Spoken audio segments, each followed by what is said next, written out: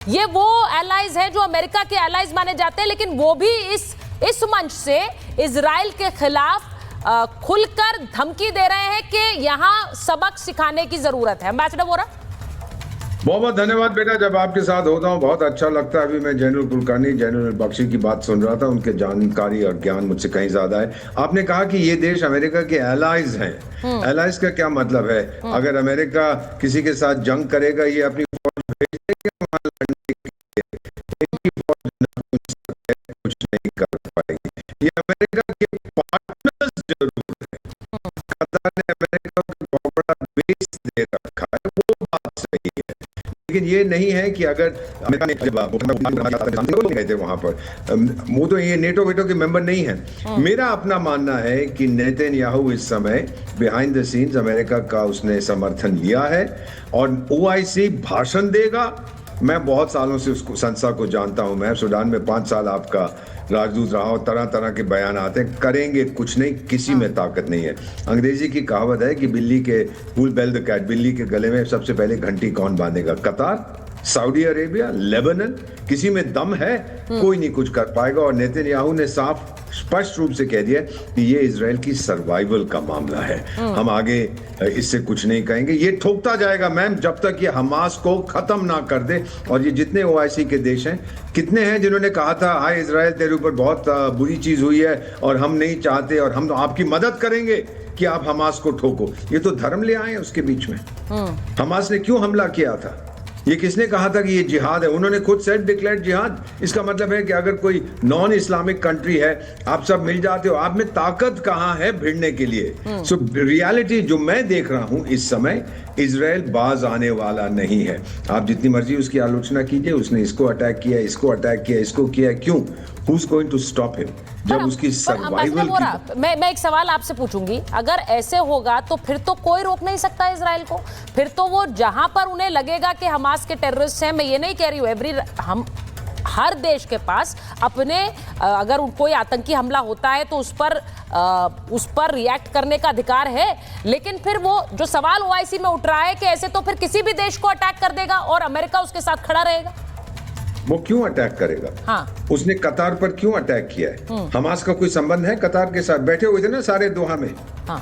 सब उनको वहां बड़े बड़े बंगले मिले होते, बहुत पैसे मिलते थे। और कई बार नेतन्याहू साहब ने कहा बाहर निकालिए इनको, नहीं माने, क्योंकि कतार छोटा सा देश है लेकिन सोचता है कि मैं दुनिया का शहंशाह हूं, तो मेरे पास बहुत पैसा है। दे अटैक येमेन, क्योंकि येमेन से हमले हो रहे थे उनके ऊपर। लेबनान के कुछ हिस्सों को ठोका, वहां से हमले हो रहे। ये कहना कि इजराइल जाके कोई और इस्लामिक इंडोनेशिया पे अटैक कर देगा, मलेशिया पे कर देगा, no no no no no no, वो लोग हमास का समर्थन नहीं करते। वो उन्हीं देशों को ठोकेगा जो हमास को सपोर्ट करते हैं। और मैम इसमें although it is not relevant, मैं प्राइम मिनिस्टर नरेंद्र मोदी की वो बात आपको याद दिलवा देता हूं। करोड़ों लोग आपका प्रोग्राम देख रहे हैं, you are the best channel, you are the best anchor. उन्होंने कहा था कि आतंकी कहीं भी छुपे हम उनको ढूंढ निकालेंगे। Exactly what Israel is doing. जाओ, छुपना है जहां छुपो, हम ठोकेंगे आप।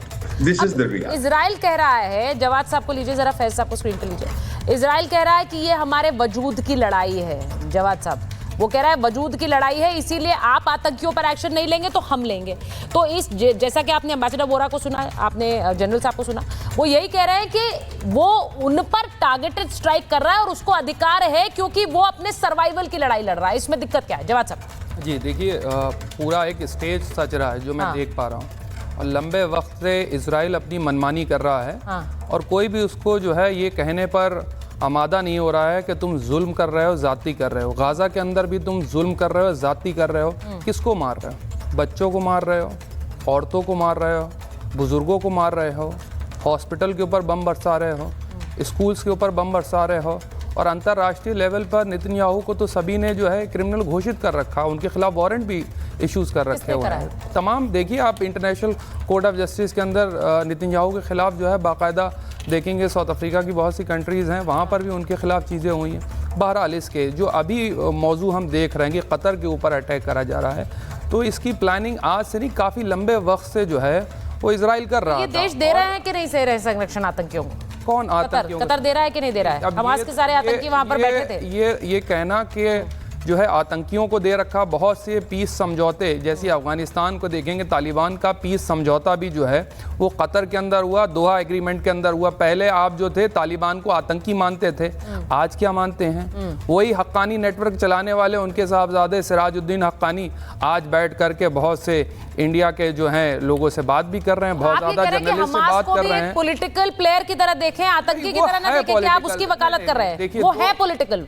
देखिए पूरी अंतर्राष्ट्रीय लेवल पे देखेंगे, ओआईसी को देखेंगे, ईरान ने हमास आपको लग रहा है एक पॉलिटिकल वॉइस है और आतंकी नहीं है? नहीं, आतंकी नहीं है। हमारी भारत सरकार ने कह रखा है कि जो हमारे इंडिया के स्टैंड होगा हम उसके साथ। मैं आपसे पूछ रही हूँ, हमास आप आतंकी के रूप में नहीं देख रहे क्या? मैं साफ को आतंकी नहीं मानता। मैं एक पॉलिटिकल लीडरशिप को देख रहा हूँ कि वहाँ पर डायलॉग भी हो रहे हैं, वहाँ पर बातचीत भी हो रही है, और बातचीत के दौरान ये पहला वाकया मुझे ऐसा लगता है जवाब साहब ये थोड़ा प्रॉब्लमैटिक है। आप मेरा क्वेश्चन बार बार इवेट कर रहे हैं, इसको कहते हैं डक करना। मैं एक बार फैज साहब आपसे पूछ रही हूं, मैंने 3 बार पूछा है हमास को आप आतंकी मानते हैं कि नहीं। मुझे नहीं लगता कि इसमें कोई दो राय होनी चाहिए। क्या यही प्रॉब्लम है यहाँ पर? ये एक सेंटिमेंट की प्रॉब्लम है क्या? हमास, देखिए भारत में अब नेतन्याहू को लेकर मुझे लगता है वो स्टैंड होना चाहिए जो भारत सरकार का है, वो स्टैंड होना चाहिए फिलिस्तीन को लेकर जो भारत सरकार का है। मुझे ऐसा लगता है। फैज साहब। बिस्मिल्लाहिर्रहमानिर्रहीम। भारत माता की जय, वंदे मातरम। देखिए भारत ने जब हमला किया था तो ये स्पष्ट किया था कि ये हमला पाकिस्तान पर है, पाकिस्तान की महिलाओं या बच्चों पर नहीं हो रहा है, बल्कि नव आतंकवादी ठिकानों पर हो रहा है, और हमें अपने देश की सुरक्षा करने का पूरा अधिकार है।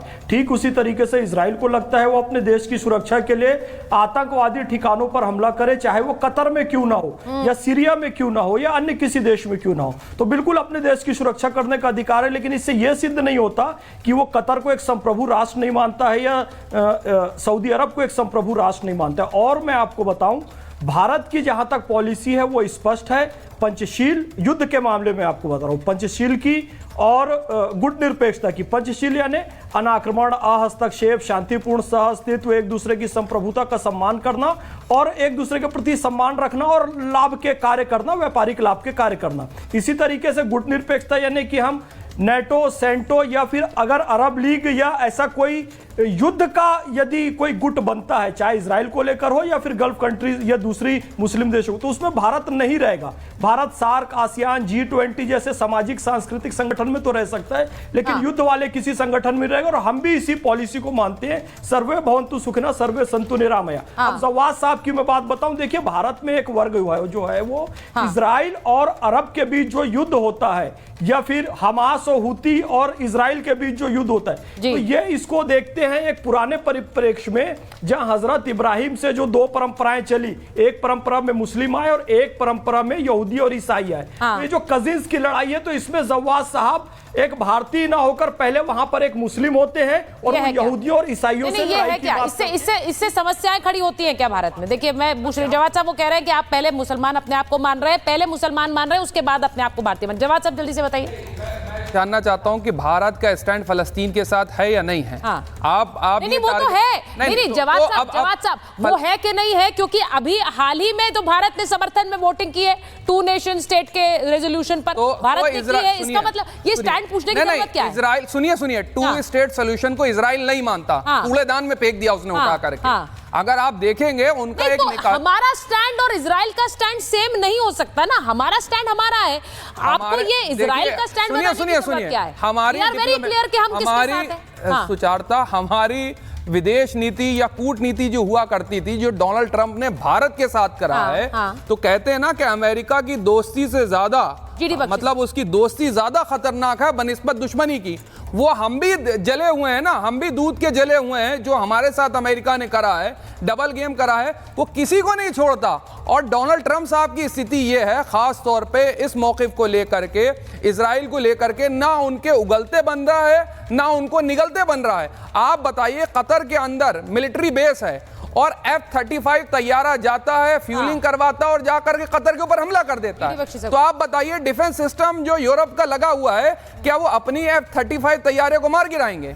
क्या बेवकूफी है? अगला वो है ना, सबका नंबर लगा हुआ, अगला नंबर अभी नहीं। देखिए आपका बड़ा, मुझे ऐसा लगता है भारत ने हमेशा अपना एक स्टैंड मेंटेन किया है और वो स्टैंड आज भी वही है, क्योंकि हमने 2 नेशन जो रेजोल्यूशन है उसके समर्थन में वोटिंग की है। जीडी बख्शी सर को जरा स्क्रीन पर ले लीजिए। सर, जनरल साहब, मैं ये पूछ रही हूँ कि हमारा स्टैंड बड़ा क्लियर है इसे लेकर, और हम कभी भी वायलेंस और हिंसा के साथ नहीं है। ये बात तो हम कई मंचों से कह चुके हैं। जब हम पुतिन के सामने ये बात कह देते हैं, हम इजराइल के सामने भी ये बात कई बार कह चुके हैं कि एक डायलॉग होना चाहिए। ऐसा नहीं है हमारा स्टैंड उसको लेकर बटा हुआ है, लेकिन इजराइल का ये कहना कि वो वहां तक जाएगा जहां तक वो आतंकी है और उनके गिरेबान तक पहुंचेगा, उसे कोई रोक नहीं सकता, ये स्टैंड कितना सही या गलत आपको लगता है? नहीं साहब, हम भी टेररिज्म भुगत चुके हैं। हाँ। और तभी हमने ऑपरेशन सिंदूर किया था।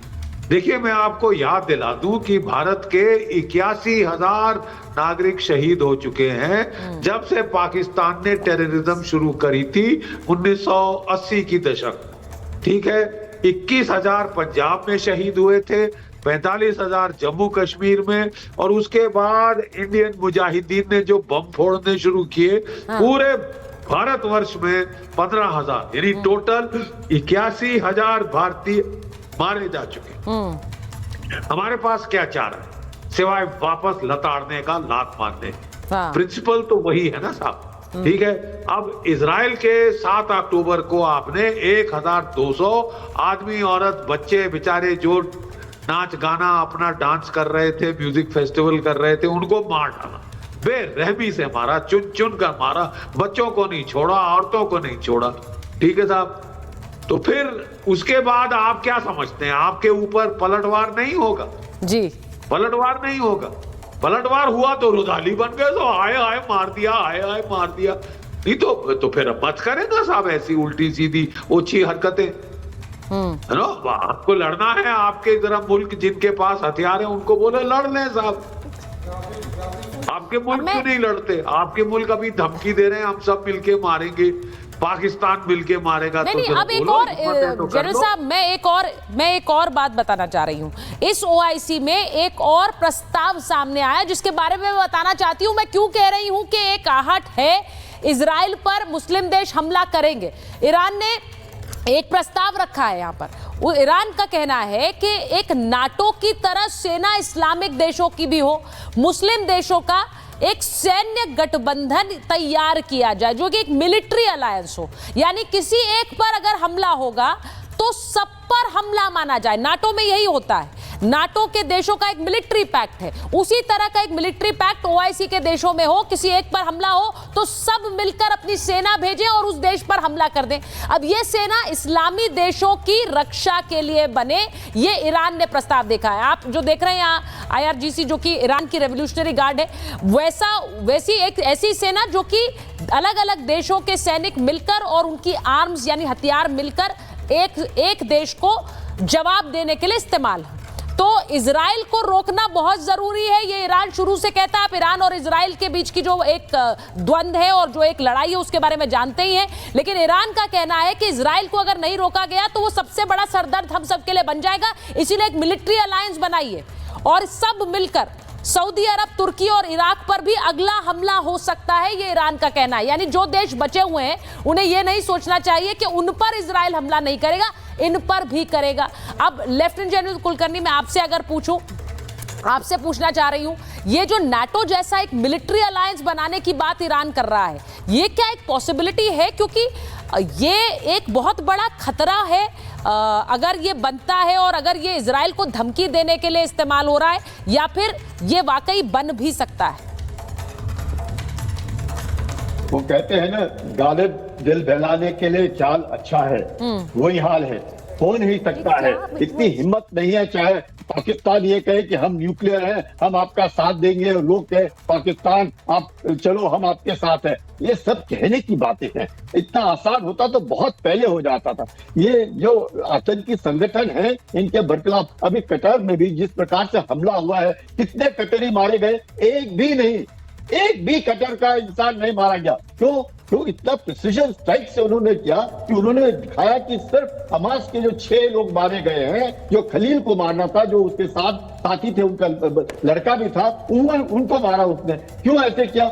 मकसद एक ही है कि जीरो टॉलरेंस अगेंस्ट टेररिज्म। तो उसको देखते हुए सारी कार्रवाई। ऐसे अगर आप सोचे क्योंकि ईरान और इजराइल की नहीं गलती है और ईरान का है, तो आप सब एक तरीके से सोचेंगे। ऐसे नहीं होता है, समूह में नहीं सोचता है। इधर जो बोलते हैं आतंक का कोई मजहब नहीं होता है। ये नहीं है कि मुसलमान है या किसी और मजहब का आदमी, बिल्कुल नहीं। आतंक का कोई मजहब नहीं होता है और आतंक के बरखिलाफ लड़ाई लड़ना बहुत जरूरी है। इस प्रकार से क्यों नहीं आज तक फिलिस्तीनी बार बार कह रहे कि हमें माफ कर दो, हमने गलती की, 7 अक्टूबर हमने नहीं करना था इस तरीके से, और सरेंडर कर देते हैं कि चलो कार्रवाई शुरू ना, वो भी नहीं करना है। आप देखिएगा कितनी परेशानी है गाजा के अंदर, एक खाना पानी में दिक्कत है, कोई शक नहीं है, बिल्कुल ही मतलब इसमें कोई शक नहीं कि गाजा के अंदर बहुत ज्यादा तकलीफ है। लेकिन क्यों नहीं बाकी जो फिलिस्तीनी उधर है कह रहे कि हम हमास के साथ नहीं खड़े हैं, हम नहीं चाहते लड़ाई रोको, कोई नहीं कह रहे हैं। इसका मतलब क्या हुआ? तो ये कहना कि हम नाटो के जैसे खड़ा कर देंगे, आर्टिकल 5 के मुताबिक हम कार्रवाई कर लेंगे, ये गलत सोच है। और सोच होनी चाहिए पूरे विश्व में आतंक के बरखिलाफ हम लड़ेंगे, चाहे हम किसी भी मजहब के हो। नहीं, क्योंकि एम्बेसडर वोरा, समस्या ये है कि भारत भी तो वो देख रहा है ना, भारत ने आतंकवाद झेला है, टेररिज्म झेला है। यही वजह है कि हम देख रहे हैं कि हम इजराइल के साथ या फिर नेतन्याहू के साथ उस दंश को समझते हैं। ये भी एक सच है, ये एक सच्चाई है, और इसीलिए हम इजराइल के साथ अगर एक सॉलिडारिटी दिखाते हैं, इसका मतलब ये नहीं है कि जिनकी बात अभी जवाद साहब ने कही कि छोटे छोटे बच्चे वहां पर यतीम हो गए, ऐसा नहीं, हम उसका समर्थन करते हैं, लेकिन टेररिज्म के खिलाफ तो एक स्टैंड लेना जरूरी है एम्बेसडर वोरा। अब अगर आप वो स्टैंड लेंगे तो क्या आप ओआईसी के सभी देशों के खिलाफ हो जाएंगे अभी? नहीं मैम, ये बिल्कुल गलत है। आप जानती हैं कि ओआईसी के देशों के साथ हमारे संबंध बहुत अच्छे हैं। 27 देशों ने अपने सबसे बड़े राष्ट्रीय सम्मान प्राइम मिनिस्टर नरेंद्र मोदी को दिए, 8 उनमें से इस्लामिक देश है। तो ये कहना कि हमारे संबंध खराब हो जाएंगे एक्सेट्रा, ये बहुत पुरानी कहानी है। ये 19वीं शताब्दी की कहानी है, या 20वीं शताब्दी की, 21वीं शताब्दी की नहीं है। नाउ रियलिटी ये है इस समय में कि जो आप बात कर रहे हैं कि एक ओआईसी फौज बनाए, अरब ने कुछ किया तो था, बनाने की कोशिश की थी, वो ठप हो गई बिल्कुल। क्योंकि जैसा इसने कहा था, जो बहुत लीडर थे अरब वर्ल्ड के, पैलेस्टाइन के गुजर गए, यासिर अराफात, कि जब तक तो एक कॉमन दुश्मन है हम उससे लड़ेंगे, जब कॉमन दुश्मनी होगा हम एक दूसरे से लड़ेंगे। ईरान बीच में फुदक रहा क्योंकि वो अकेला पड़ गया, वो तो नॉन अरब है ना मैम, वो अकेला पड़ गया, वो दिखाना चाहता है कि मैं सबसे ज्यादा जो है इसमें फुदकूंगा। पाकिस्तान अभी खामोश है, वो भी कुछ कहेगा नहीं करना चाहिए, नहीं करना चाहिए, कौन भेजेगा? सर, पाकिस्तान तो खामोश है सर, लेकिन ट्रंप क्या कर रहे हैं? ट्रंप के बारे में कुछ समझ नहीं आ रहा है सर। कतर को भी सपोर्ट करते हैं, लेकिन दूसरी तरफ वहां हरी झंडी दे रहे हैं कि हमला करो। What is Trump मैं doing? इतना बता दूं मैम, आखिरी ट्रंप को खुद नहीं मालूम वो क्या कर रहा है मैम। इसमें कौन सी बड़ी बात है?